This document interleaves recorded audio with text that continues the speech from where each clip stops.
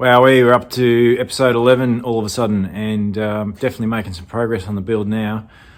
Not long to go. My deadline's looming of when I've got to get it registered, so got to get my finger out and get on with it. I'm picking up the panels this week for the outside walls, so that's a pretty exciting milestone.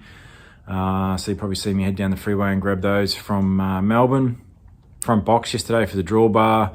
It's an absolute unit, I tell you. It's only big enough for the kids' bedrooms. I've got to do a bit of work on that. I've got to put some door handles on it, compression locks, and yeah, that's got to be done. Got to do a fair bit of work in the kitchen. Got to put a kitchen bench in. I'm picking up a stainless steel, folded piece of stainless steel sheet to make the kitchen workstation out of. Got to cut out some sinks from that and cut out the induction cooker as well. All the plumbing's roughed in, only a couple of little tweaks to do on that at the end. I've got to put the ensuite door on. As you can see, that big gap there still sitting there, hasn't turned up yet. I haven't actually put much pressure on the supplier of that because I actually can't, I probably wouldn't get to it anyway, so it can go on late, probably right at the end, to be honest, once the caravan's almost finished. I've been told the composting toilet's going to turn up this week as well, so that's been nearly 5 months, I think, in the wait, coming from the US via New Zealand. I've got a couple of 4-day weekends coming up this month. I've got 2 weekends ahead of me just to get everything ready for the walls, and I've got 2 4-day weekends to try and get them stood up, and I've got 2 4-day sessions. I'm hoping I can also get most of the extrusion work done around the aluminium extrusion work done around the hatches. That's going to be a lot of work, a lot of fine detail work and head scratching, so I know it'll take a while, but once I get on a roll, hopefully I'll get through it quickly. Anyway. A few jobs I didn't think worthy of filming, and they've been done in the darkness of night because I'm trying to catch up to my deadline. I put these tail lights in, they went on very well, and put these caps on there just to finish it as well. I think it looks fairly neat. You be the judge, leave me a comment. Yeah, but I was pretty happy with it. Haven't tested them yet. I've got to get some 12 volt going. I don't know how I'm going to do that yet. To rotate the caravan and face the road and try and plug it into the ute. Not sure. Still got to do the number plate light, the temporary one that I explained in an earlier episode. That'll probably happen this episode. Just got all the plumbing done. Like it's a full system now. Just obviously needs walls on the outside of the van to be able to fit this off to, including the outdoor shower, which will go there. It runs down and goes through the floor and across to that tap. So that's a pressurised point. I can plug a town pressure in there and pressurise the system, which I did. Checked for leaks, all good. There'll also be an outlet point for when the pumps are running. They can discharge out there as well. The other tap there is a fill point for the tank, which I fitted off. I popped it up and over the chassis there because I didn't like the idea of going through the chassis or going under the chassis where it can be broken by rocks or whatever. There's going to be rubber matting in here. It's about that thickness, which will hide that a bit. Best solution I could come up with. Lithium battery mounted. I haven't done much on the lithium battery yet. I will do in an episode, either this one or next one, probably, when I do a session on the 12 volt gear that's going in. But I just put some aluminium extrusion glued and screwed and some straps to hold it down. Got the microwave half finished. So I put a shelf in with some brackets. That's nowhere near strong enough to do the job. Once the bed frame's in, glued off and fitted, I'm going to put some threaded rod in that'll pick up the bed frame and also create a clamp down onto the microwave so it can't move. But that went in pretty well. What else have I done around here before I take you around there? I just chucked the shower base in. It's not glued off, just to make sure it all fits, and it does. Put that on completely. It works. The shower, that is, which is good. That looks good. Microwave, reasonably square and true. Good enough for me. Had to put a bit of aluminium top and bottom just to cover up a minor indiscretion with the jigsaw. It also gives it a bit more character and a lot of strength as well. That's my story and I'm sticking with it. yeah, but no, looking good. Lots of little odd jobs that just keep popping up that I've got to get knocked over before we carry on, but we'll get into it.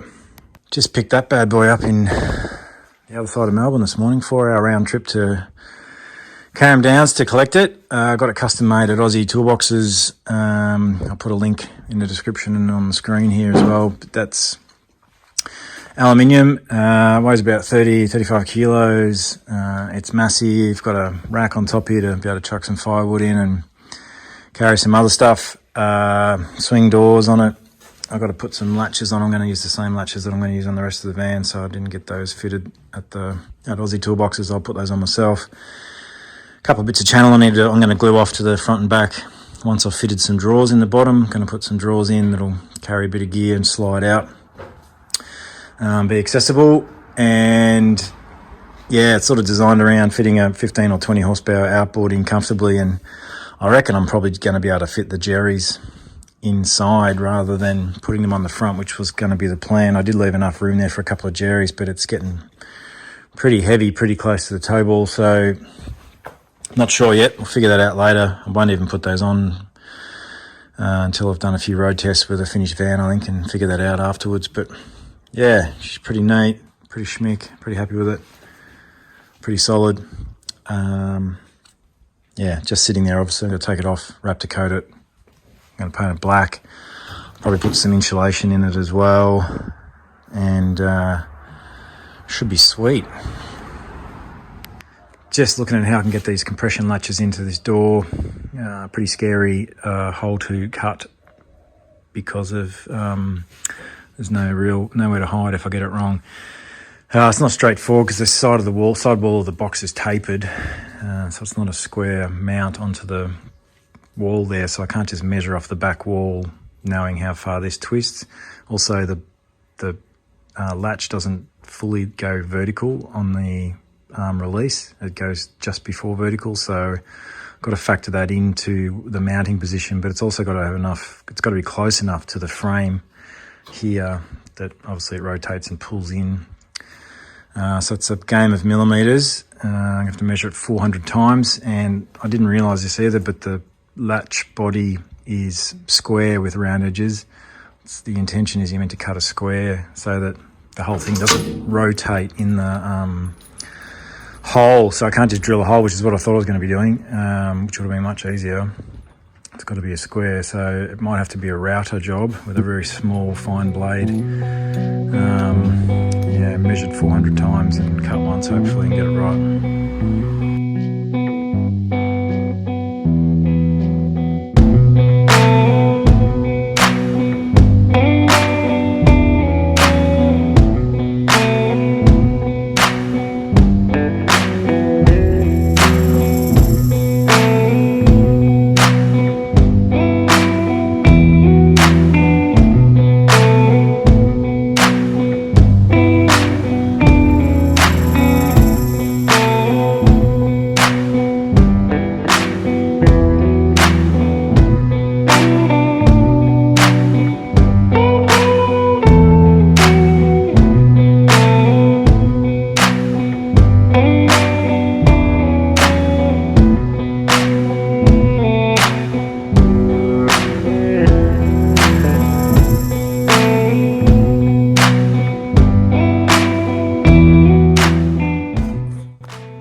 Well, that went swimmingly.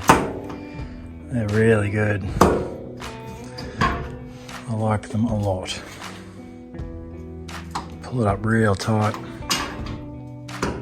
Jinka. Sensational. Time to do the trailer plug. I'm just stripping all the wires out. I'm going to pull them back and solder the ends of them just to get them a bit firmer. Following diagram here, put a bit of tape over the top of the one that says socket because I kept looking at it accidentally, so I'm only focusing on the plug, obviously. So I got a 12 pin, so there's 7 on that side, and then under there the other 5. Haven't actually used any of those 5 yet, I don't think. Maybe one of them's going to be for the breakaway, can't remember.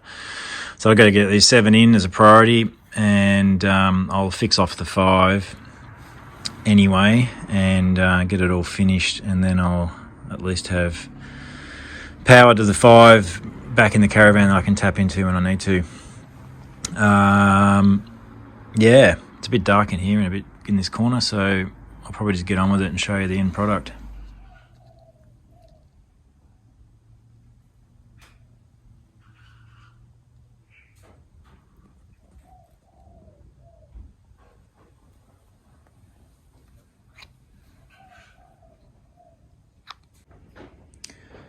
Just fitted off the number plate light waterproof connection. They're not the greatest plugs from what I can tell, but I've googled the hell out of this and I haven't been able to find anything better. So let me know in the comments if you know of anything that's disconnectable and water and dust proof for outdoor use. I can chop those off and put new ones on if I find something better. Yeah, anyway, I'll do for now. We'll get on with it. Well, we're moving along now. Been shopping, got all the gear pretty much now to finish the van. I picked up the stainless steel bench for the kitchen yesterday from the local folding shop. It's just a bit of 2mm stainless that I got bent into the shape I needed. Today's little plan is to do all the cutouts for it. So I've got the induction cooker to go into it and the 2 sinks. The sinks have got some pretty big radiuses on them. So I've bought a stainless steel metal cutting blade for the jigsaw. God knows whether that's going to work, but we'll give it a go. See how that turns out today. I'll probably still film a bit of that. But yeah, I went down to Campbellfield, picked up the panels, all the fibreglass composite panels for the outside walls and roof from TransformRV down there. Vince and the boys in Campbellfield, fantastic the operation he's got going there. I managed to get a bit of footage of my actual panels getting cut on the CNC, which is cool too. So I'll chuck that in a sec. What else? I picked up the perimeter frame for the pop top. So supply in Campbellfield as well that I used to actually make that to size. Hopefully I've got the measurements right because I got no flexibility there, but I did it off the design, and once I saw that CNC router cutting the walls out, I'm pretty sure it's going to be millimeter accurate, so that's good. Yeah, here's some footage of the CNC machine and Vince's factory at TransformRV just buzzing them for me. Yeah, pretty cool. Have a look.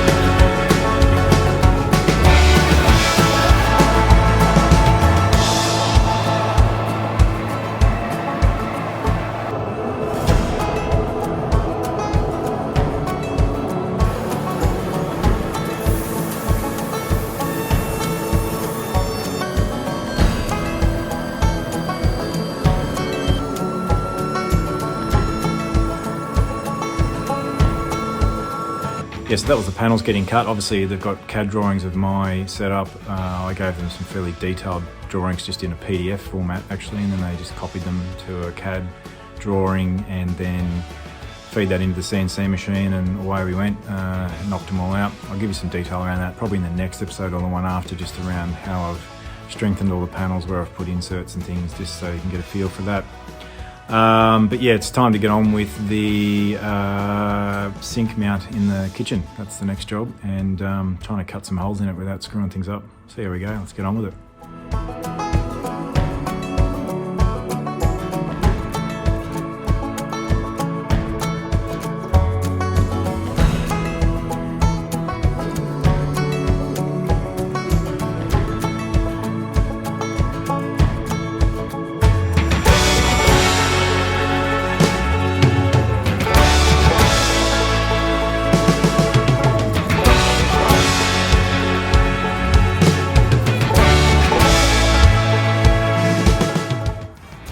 That's the stainless roughly where it's going to end up.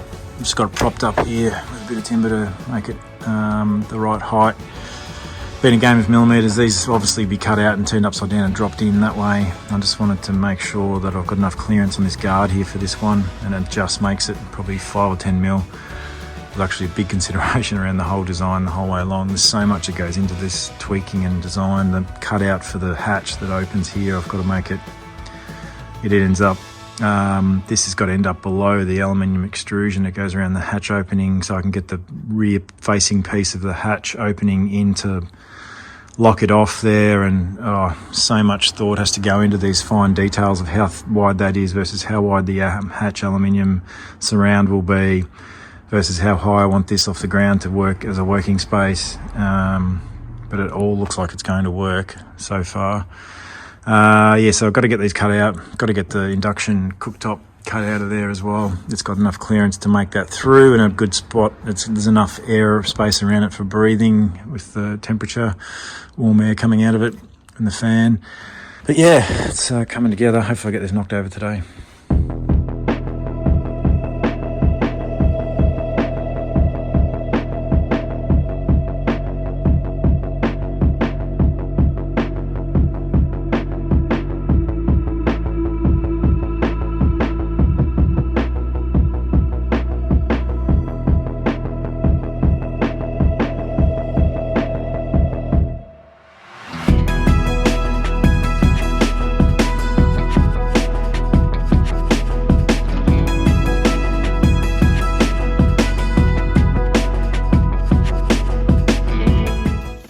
Another trip to Bunnings. Looks like old mate led me astray this morning. Ultimate Metal fast cut. That's the ones I blew through for the sink cutouts. What I should have got was Ultimate Stainless Steel, up to 10 times longer. Can always do with something that makes me last 10 times longer. Done. Had to massage the edge of that one a bit, and I didn't realise there were screws in the side of the box underneath, which meant I had to cut little notches out for where these screws are because I had it so tight, such a tight fit. But we did that, got it in, so that looks good. Plenty of clearance underneath, heaps of space around it to breathe. They're both in, taps both in. It's rock and roll time, I reckon. Time to get this sink in. I just did some work under here off camera just before I plonked the sink in. Put those bits of angle in just to give that wall to floor interface a bit of strength. Probably didn't need it, but it's good insurance. So just glued those in. Put this wire joiner in, which is the grey water hose connection that will run both of these sinks. I was going to use a bit of this flexible grey water plastic pipe to get from the sink outlet, which is one of those, into those pipes, but this diameter I've got is a little bit small, so I just need to go and get a bit from somewhere, see what I can find at the hardware store. Another trip to Bunnings, why not? What else did I do? I stick it in around the openings where they could penetrate the floor. Stop dust coming in there hopefully, and also insects and things. That was the idea anyway. Put this bracket in, that'll just pick up that corner of the sink, and I cut a hole through there. That's going to put a plug on the end of the induction cooker and a GPO on the other side of that wall for it to plug into, so I can isolate it. And if I ever need to take it out, I can just unplug it over there and I'll just pull back through that hole. Thought it'd be the simplest way. It's going to be hidden under the bench, obviously. I think that's it, ready to roll. Chuck it in now and away we go.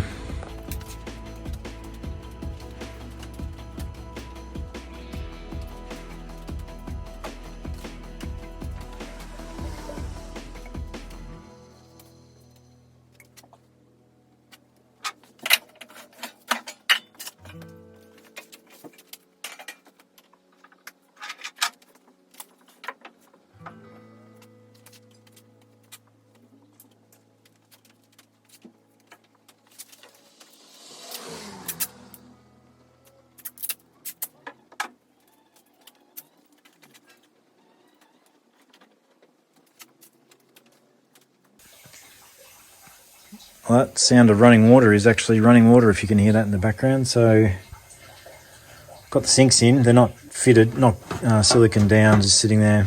Got the taps fitted. I've got that plumbed to the filter, which is good. It's firm in there, so is that one. I've got this system pressurised. It's draining.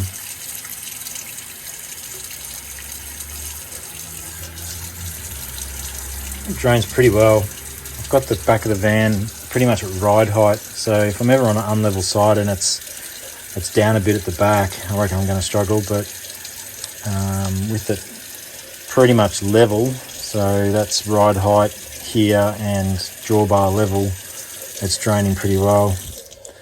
I half filled the sink before and let the plug out, and it took about 45 seconds to drain, which is probably about 5 litres. Obviously you pull the plug out of the other sink and it just fills up the other sink first before it drains away, because of the fact that the waste pipes are fairly much level all the way through there. Take 2, there was an airlock. I realised the purple hose, I didn't even think about. It was where it was running down underneath the camper. There was excess there that I hadn't pulled up through into the camper, so it was going down and coming back up again to get over a chassis member, which meant I had like basically a trap there. Look how quickly that drained. It was like seconds. Well, that's good. I'm glad that's got a heaps better flow now. Problem solved. These elbow fittings in here aren't the best. They've got this finger tightening internal thread that you do from the top. I think I need to put silicone on them. They stopped leaking now. I tightened them again and it seemed to have stopped, but I think a bit of vibration and they'll just wobble loose. Maybe when the sinks are glued in and I tighten them again and they can't move, maybe that'll do. I ended up using purple because I went and bought some of this, which was the next size up from the one I had, and it was way too big, so there's no middle ground on that, unfortunately, so I just went with that stuff, and you might be able to see there. I heated it with the blowtorch a bit to soften it and try and curve it the way I wanted to, and I might have just burnt it a little bit there. I think she'll be right though. Anyway, that's all done. On to the next job, which I'm not sure what that is yet, but we'll figure it out soon.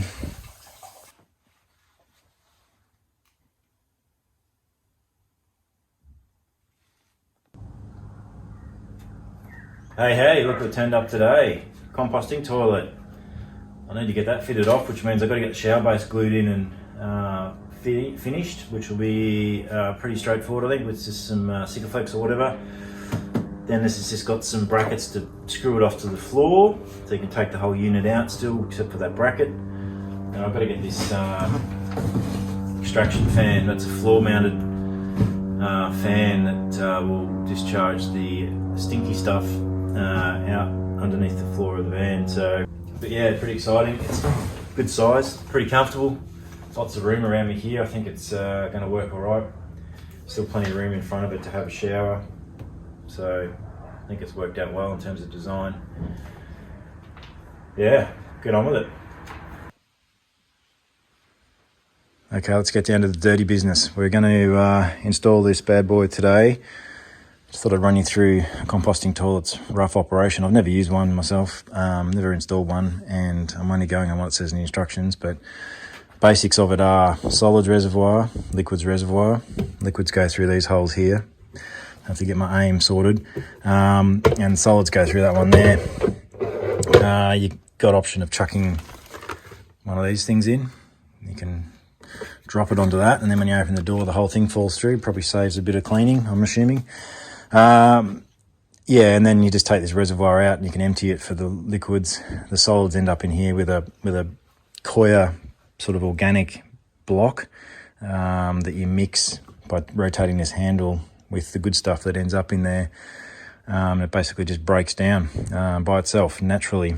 So there's a vent hole here with a mesh screen on it to stop the bugs getting in. And then on the other side, there's this isn't fitted yet, but that'll be a permanent plastic fitting that's glued off to the side there. Then you got this vent line, this ribbed hose, and ends up running to an exhaust fan that you put on the floor. So I'm going to run it straight through that wall there, and then it'll end up over here behind the fridge slide. When this is full, you can unscrew that, undo these. There's 4 of those. Lift the whole top off, sit it to the side, undo these, which will be screwed off to the floor, and then lift out that reservoir and go and empty the good stuff outside, fully composted and done apparently. And then yeah, obviously that just comes off as needed and disposed, the liquids. Anyway, we'll get the hose run to the exhaust fan point, and then pull it all out, and I'll glue the floor in. I'll leave it alone for a while then and let the glue set. It's pretty much the setup there. There's another filter in there and another one down in there, so there's 2 points of prevention of insects getting in. Just a very light electrical cable, because it pulls no amps at all. I've got a conduit, so I've got 2 conduits here. One of them's for 240, the other one's going to be 12 volt for the fridge and for this fan and whatever else I put in here. It runs in under the shower base and pops out over near the Victron gear over there, so I'll be able to hook into that panel. Yeah, so penetration through the wall, and then this is just a slide-on fitting that goes on like that.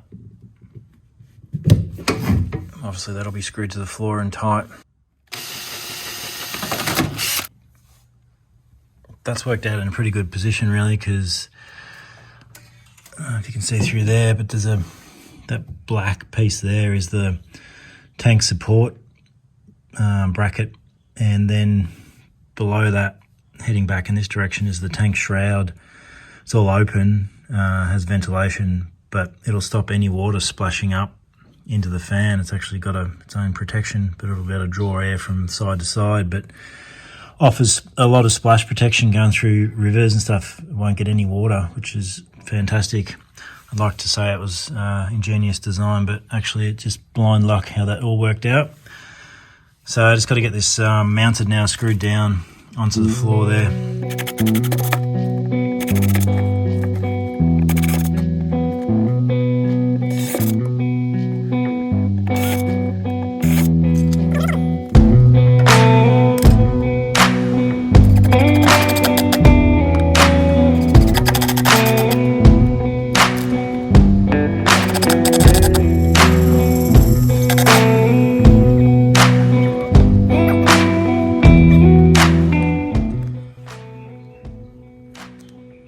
Call it good. I reckon that's about right.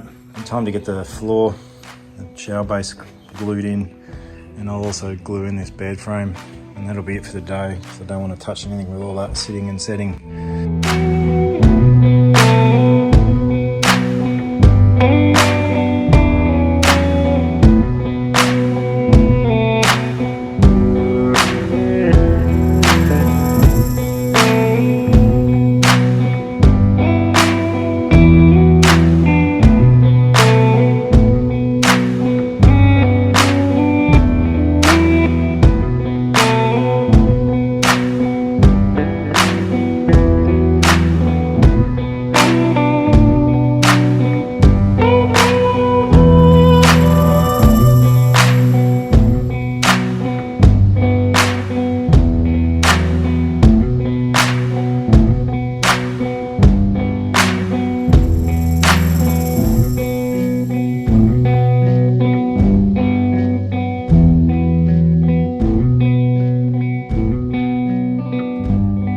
That was a pretty successful day's outing. Not very often everything I do works, far from it in fact.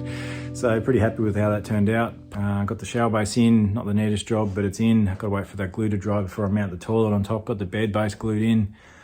Got the fan housing for the composting toilet done.